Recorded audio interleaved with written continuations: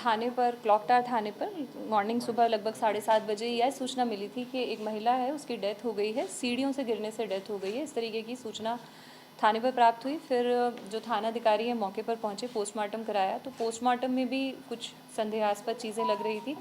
इसके साथ साथ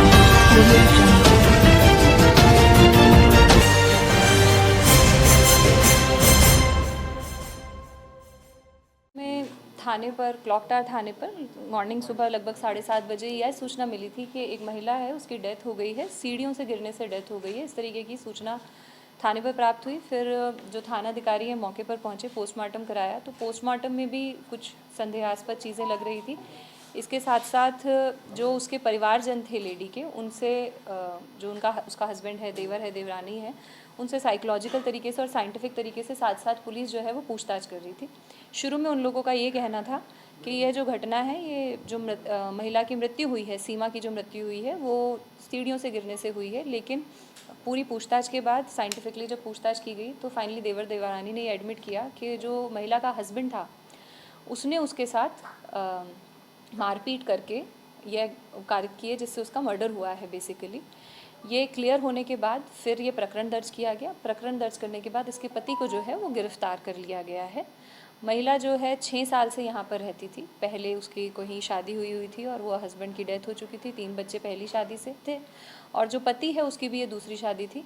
और ये लोग 6 साल से साथ थे। इनकी 2 साल की छोटी बच्ची है और इसने शराब पीने का ये आदी है जो व्यक्ति है। शराब पीकर रोज़मर्रा इनके झगड़े होते थे और आवेश में आकर, अब तक की जो बात आई है उसमें आवेश में आकर उसने उसके साथ बहुत ज़्यादा मारपीट की महिला के साथ, जिसकी वजह से उसकी डेथ हो गई। कोई वेपन यूज़ किया था या मैम? नहीं, वेपन यूज़ करने की जगह अब तक के अनुसंधान में यह सामने आया है कि उन्होंने दीवार से उसको सर पे मारी है। दीवार से जैसे धक्का देके सर पे पटकते हैं और जिससे प्राणघातक चोट कारित हुई और उससे उनकी डेथ हुई है। मैम, जैसा कि आप बता रहे हैं कि परिवार के लोग भी गुमराह कर रहे थे स्टार्टिंग में, तो वो भी आरोपी? अभी तक के अनुसंधान में यह नहीं सामने आया है कि आरोप में उनकी कोई बात है।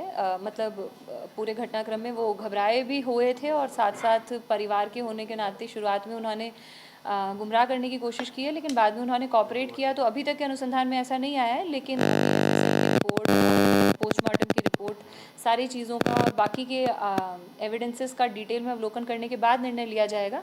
अभी वो शक के घेरे से बाहर नहीं है। आरोपी का नाम क्या है? पूरी पत्नी से कैसे क्या रहा है? आरोपी का नाम लक्ष्मण है और जो मृतका है उसका नाम सीमा है। पहले जो पत्नी थी उसका क्या रहा? पहले की पत्नी की उसकी डेथ हो गई थी कोई किन्हीं कारणों से, और अभी इसकी ये जो थी इनकी दूसरी पत्नी थी। लक्ष्मण क्या करता है? लक्ष्मण ये कोई ऐसे लोकल लेबर टाइप का ही काम करता है।